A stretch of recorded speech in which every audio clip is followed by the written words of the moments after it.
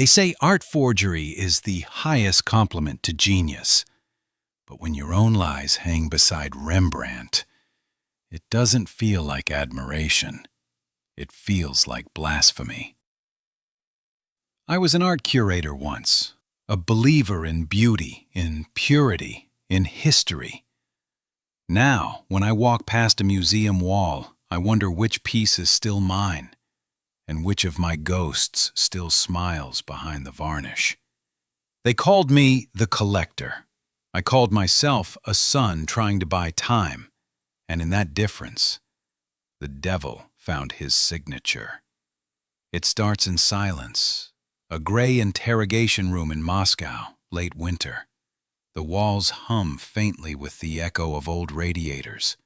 Across the table, a woman from the Ministry of Culture asks the same question she's been asking for weeks.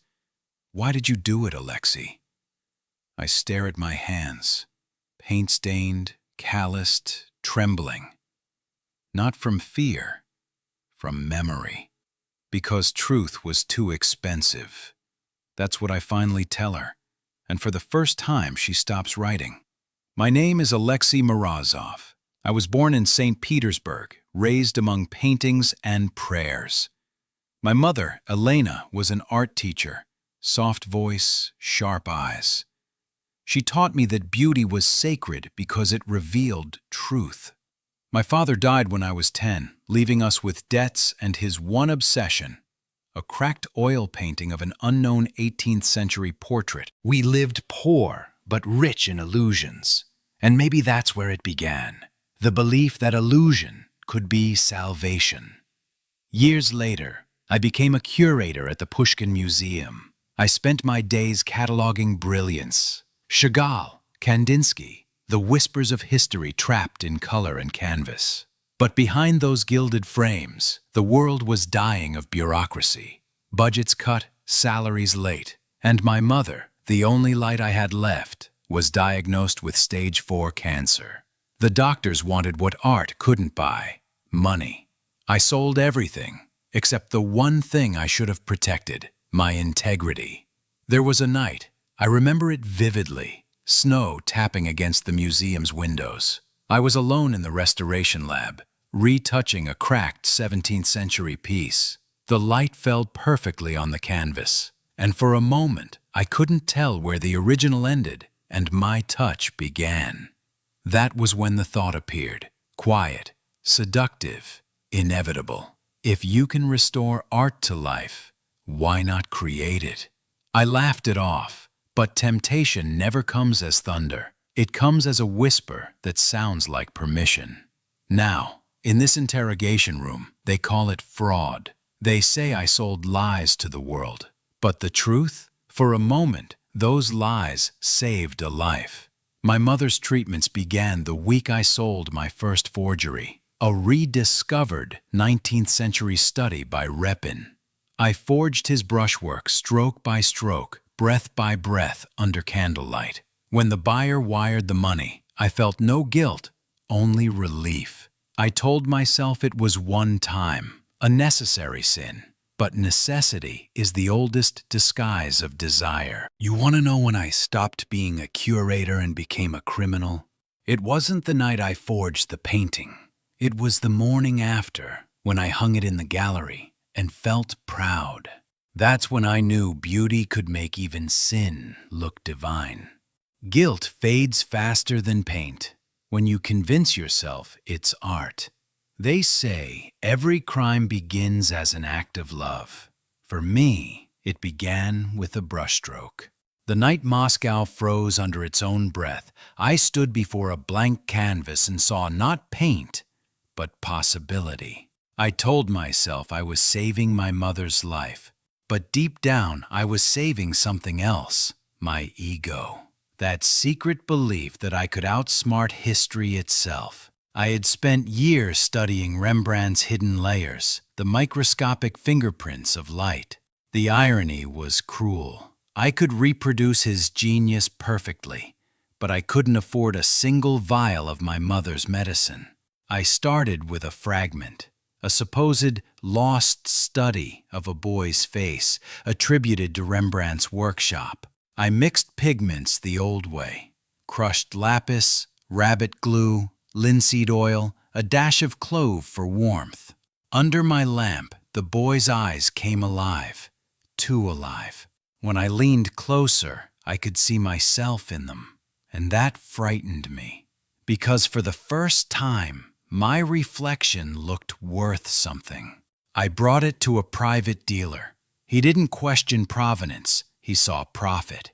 In that dim apartment off Arbot Street, as he slid a thick envelope across the table, I felt like a saint and a sinner at once. "One more," he said. "The world's hungry for miracles." And just like that, I became a supplier of false miracles. Money makes time move slower, especially when it's saving someone you love. My mother's cheeks grew fuller again. Her voice returned to song.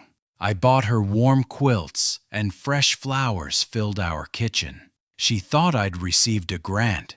I told her I was curating international collections. Lies, yes, but tender ones.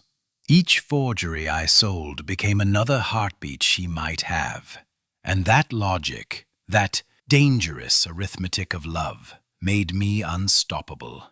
Soon collectors whispered my name. They called me the ghost curator. Every month a new rediscovery appeared. A Rubens study, a forgotten Caillebotte, a sketch that made experts weep. I told myself I wasn't stealing. I was restoring faith in beauty, in craftsmanship, in awe. But that's how temptation works. It always disguises itself as virtue. Then came Amsterdam. The Rembrandt Institute invited me to consult on a series of newly found works. My own forgeries. The irony was almost holy. The first time I stepped into that gallery, surrounded by critics and historians, I felt untouchable. Wine flowed, flashbulbs burst. I shook hands with people who wrote the canon. They praised my eye. They said, "Morozov, you see authenticity where others only see imitation." And they were right, just not in the way they thought.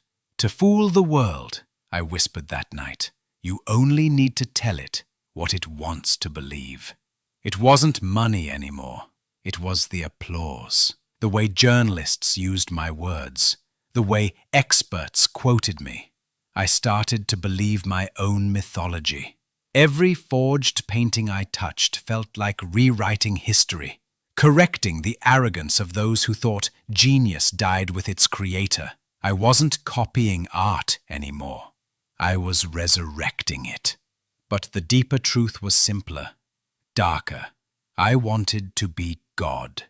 I wanted the world to kneel before what I made, even if I had to build heaven out of lies. Pride doesn't announce itself. It creeps in like varnish, invisible, glossy, until it hardens. One evening, as I worked under lamplight, I noticed a strange thing. My hands no longer trembled from fear, but from pleasure. The scent of turpentine, the faint hum of the heater, the gold dust on my sleeves. It was a ritual now. Each forgery felt like a confession to no one and a prayer to myself. Then came the letter, a formal one, stamped with the emblem of the Rembrandt Authentication Board. They wanted to meet me, privately. I smiled. That's how every tragedy begins, with confidence mistaken for destiny. I thought I was preserving beauty. But what I really preserved was my own illusion. Temptation never shouts. It signs your name quietly. The money came easy. The nights stretched long. Liquor, music, and hands I didn't know. They called me the new Rembrandt's shadow. I called it success. Amsterdam became my new canvas. Red lights, golden galleries, champagne that tasted like forgiveness. In every room, I was the center. In every mirror, a stranger. I told myself I'd earned this. Every luxury, every secret. After all, hadn't I brought beauty back into a dying world? But beauty, when stolen, rots faster than flesh. Dealers, collectors, aristocrats, they circled me like moths. Every conversation began with admiration and ended with a price. How do you know so much about old paint, Alexei? Because I still smell it under my nails. They laughed. They thought it was wit. It was a confession. The galleries in Paris, Milan, and London wanted my eye, my authentic intuition. I curated my own lies. I stood in front of my own forgeries and gave lectures about the fragility of time. People took notes. They applauded. Each clap sounded like a shovel digging deeper into the ground beneath me. The night before my mother's final surgery, I finished what I considered my masterpiece, a Rembrandt self-portrait that never existed. Every brushstroke was perfect, every crack in the varnish calculated. When I looked at it under the lamp, I saw something horrifying. Rembrandt's eyes. His weary, knowing gaze seemed to accuse me, but I painted over the doubt, darker, smoother, until guilt disappeared under a layer of amber glaze. And that's how you kill conscience, not by denying it, but by perfecting it. After the sale came the celebration. Private collectors, art critics, women with laughter like glass. One of them, Alina, an art journalist, said, "You must feel like God, creating something from nothing." I smiled. "Not God," I said, "just someone who stopped waiting for him." Her perfume was like old paint thinner and sin. When she kissed me, I tasted both, and I didn't stop her. That night, I learned what it meant to love something fake and feel it still burn. Every pleasure was hollow, but the echo was enough. Each night, I promised myself it was the last. Each morning, I woke up lighter, emptier, more addicted. Months later, the Rembrandt Institute unveiled my forgery, my masterpiece. I stood in the front row as cameras flashed and curators wept. The crowd gasped when the painting was revealed, its light shimmering like truth itself. They called it the lost self. They called it a miracle of rediscovery. And in that applause, I heard the sound of my own soul breaking. Because at that moment, surrounded by reverence, by beauty, by my own deceit, I realized something terrifying. I wasn't forging paintings anymore. I was forging myself. The nights blurred. Every drink was a curtain, every smile a disguise. I started buying what I once despised: luxury, attention, noise. The small apartment I shared with my mother turned into a silent mausoleum of guilt. She never questioned the sudden wealth, but sometimes she'd touch my hand and whisper, "Your hands don't feel like an artist's anymore." I laughed, too loudly, because she was right. They felt like a thief's. Then came the whisper, a rumor in the art world. A real Rembrandt expert was coming to Amsterdam, Professor Hendrik van Oosterhout, a legend in authentication, the man who never missed a forgery. When I heard his name, my glass froze mid-air. The music around me vanished. Every light in the bar flickered like warning signs. And for the first time in years, I felt something I thought I'd buried under paint and praise: fear. I thought pleasure meant freedom. It only meant silence. Desire makes every sin sound like a choice. The same bar, the same faces, the same lie. Only this time the laughter came late. The applause from the exhibition had faded, and the echo that once filled me began to rot from within. I told myself everything was fine. I still had money, prestige, influence. But every time someone said my name, I felt like I was being summoned to my own execution. Professor Hendrik van Oosterhout arrived in Amsterdam in February. A quiet man in a gray coat, with the kind of eyes that had seen every trick human vanity could offer. He requested a private viewing of The Lost Self. I was invited to attend. When I entered the gallery, my heart refused to obey reason. The air itself felt thin, looking that truth was taking up too much space. He stood before the painting in silence for a long time. Minutes, maybe hours. Then he spoke, softly. "It's beautiful." I exhaled. And then he added, "But beauty doesn't mean it's real." The words sliced through the room like glass. No accusation, no rage. Just a surgeon cutting straight to the tumor. He didn't look at me. He didn't need to. His gaze stayed on the canvas, on the place where my brush had rewritten history. And for the first time, I saw it through his eyes. The lie wasn't hidden in the paint. It was in me. After that day, I couldn't paint anymore. My hands trembled, my vision blurred. Every canvas became a confession I didn't want to sign. I started drinking to quiet the ghosts, the critics, the dealers, the voices that once praised me. But their praise had turned into whispers. He's too lucky, too prolific, too perfect. Perfection. The word that once made me powerful now sounded like a curse. I'd built an empire on a single truth, that people will always believe what flatters their faith. But faith, when betrayed, turns to fire. It didn't take long. Interpol raided the dealer's flat, then another in Milan, then the gallery in Amsterdam. My name was on every ledger, every email, every unspoken transaction. I came home one night and found the lights on. 2 men in plain suits sat at my kitchen table. They didn't ask questions. They already knew the answers. When they led me away, my mother stood in the doorway, weak, wrapped in a shawl, her eyes wide and wet. She didn't say a word. She didn't need to. I'd spent years painting faces that looked alive. Now, the only face that mattered looked dead. The cell smelled of disinfectant, sweat, and something older. Shame. I sat on the cold bench, staring at my hands. The guards didn't talk, the walls didn't listen. Days blended like watercolors left in the rain.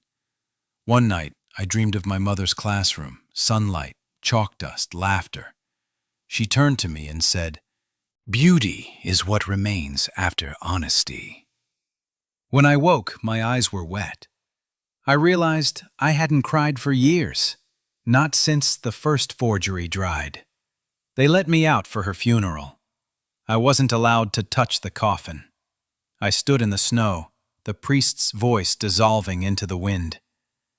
I'd spent half my life trying to immortalize her, through money, through lies, through art. And yet, the only real thing I had left was the ache in my chest. When I returned to my cell that night, I didn't pick up the pencil. I didn't draw. I didn't plan. I simply sat. And for the first time, I didn't feel like an artist, or a criminal, or a son. I just felt human. I kept paying for the night, until the night asked for me.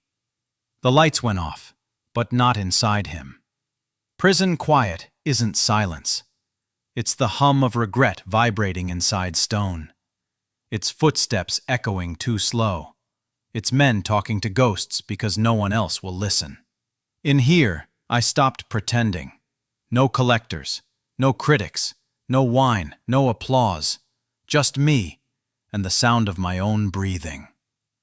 At first, I tried to sketch. Faces, hands, shadows. But the lines refused to form. Every drawing looked like a self-portrait, another mask I didn't want to wear. So I stopped drawing, stopped lying, stopped everything. And that's when I began to hear again. The cell smelled of sweat and dust, but sometimes when the guards served food, I smelled rice, steaming, warm, like home. It carried me back to the small kitchen in St. Petersburg. That memory pierced through the years like a chisel through stone. I closed my eyes and listened. Not to the guards, not to the walls, to her. Her lullaby became my sermon, her words my sentence. "You painted beauty, Alexei," she once told me, "but beauty without truth is just decoration." I hadn't understood it then. Now it was the only truth I had left. Months later, a visitor came, Professor Hendrik, the same man who'd seen through my lies. He stood behind the glass partition, calm, unreadable. I expected accusation, condemnation. Instead, he said, "I came to tell you something. The world still believes in one of your paintings. It hasn't been exposed yet." I stared at him, stunned. "Then expose it," I said. "Burn it." He shook his head. "Not yet. Maybe some lies can teach longer than the truth ever could." His words hit harder than any verdict, because I knew he was right. Every forgery I made was now a mirror, reflecting not genius but weakness, and maybe that was its own kind of honesty. At night, I began teaching art to the other inmates, men who'd never held a brush, men who thought beauty was a luxury for the free. We mixed soap and dust for pigment, painted on scraps of cardboard. No signatures, no lies, just color. For the first time in years, I painted without pretending to be someone else. The colors were crude, the strokes clumsy, but each one felt alive. One of the inmates asked me, "Why do you still paint when no one will ever see it?" I smiled, because for once, I'm not painting to be seen. Weeks turned to months. Winter came. The frost drew its own art on the cell window, crystalline veins of white light. I used to think masterpieces were born from ambition. Now I know they're born from surrender. Surrender to truth, to failure, to the quiet. I painted lies for the world, and now I paint silence for myself. The memory of home is the loudest sermon. The day I was released, Moscow was thawing. Puddles reflected gray skies and broken clouds. The city looked like it was waking from the same sleep I'd been in. I walked out with nothing but a small folder of sketches, portraits of men no one would remember, painted with dust and regret. No one waited for me, no applause, no accusations, just cold air and freedom, both equally unfamiliar. I didn't go back to the museums. I didn't go back to Amsterdam. I went home, to the apartment that still smelled faintly of turpentine and lilies. Her slippers were still by the bed, her paintbrushes still in a jar by the window. For the first time in years, I didn't reach for a brush. I just sat there and listened to the wind moving through the curtains. It sounded almost like forgiveness. There's a small gallery now, in the corner of a quiet street in St. Petersburg. I worked there, not as a curator, not as a critic, just as Alexei. I repair old frames. I teach children how to mix colors the old way. Sometimes they ask me, "Have you ever met a great artist?" I smile and tell them yes. But he wasn't great because he painted perfectly. He was great because he stopped lying. They don't understand yet. Maybe that's good. Some truths are better learned slowly, the way light returns to a room after a long night. Sometimes collectors still visit, whispering offers for a private consultation. They hint at secret works, forgotten legacies, money that smells like fresh paint. I tell them no. I don't judge them. I used to be them, searching for worth in what was never real. Instead, I show them something else. A wall covered with the paintings my students made, crude, unpolished, sincere. Faces of their mothers, their streets, their memories. Beauty without ambition. Art without deception. One collector, after a long silence, said softly, "They look honest." And I smiled, because that was the word I'd been waiting my whole life to hear. I walk past the museum sometimes. The same marble halls that once held my crimes now feel like cemeteries. Graves for truth dressed in gold. I don't hate them. I just don't belong to them anymore. Sometimes I think one of my forgeries might still hang in there, quietly breathing behind glass. If so, I hope it stays. Not as a masterpiece, but as a mirror. A reminder that even lies, when faced, can teach you to tell the truth. I still paint, not for galleries, not for collectors, for myself. I paint my mother's hands, the way they held brushes gently, as if every color deserved mercy. I paint her face in morning light, fading, forgiving, and every stroke feels like saying thank you. Some evenings, when the city grows quiet, I walk past the bars where I once drowned in applause. The music calls, softer now. I smile, not to remember, but to forgive. Peace begins where pleasure once ended. I once thought I could forge beauty, but beauty was never the problem. It was me, mistaking praise for purpose, fame for love, and perfection for truth. Now I understand. The only masterpiece worth keeping is the courage to tell your own story honestly.